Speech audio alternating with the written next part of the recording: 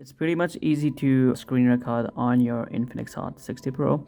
It's first thing is you need to swipe down the notification bar, and if you cannot find this icon, you need to tap on this arrow, and then you need to tap on this plus icon and try to find out the video icon over there and add on this side. All right, once you guys have added, and it should show you like this screen recorder.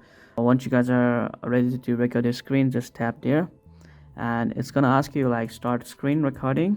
Yeah, you cannot customize a lot of stuff like stuff like that, but you can just do is show tabs, and you can disable or enable the microphone as well. Press an OK while using this application.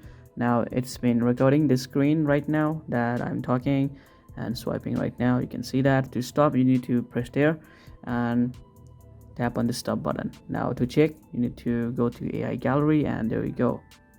You can see the voice going on here.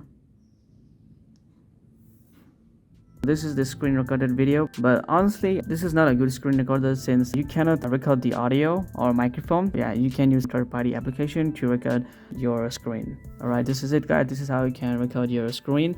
I prefer you guys to use the third-party application. And that's it guys. Thanks so much for watching. See you guys in the next one. Peace out.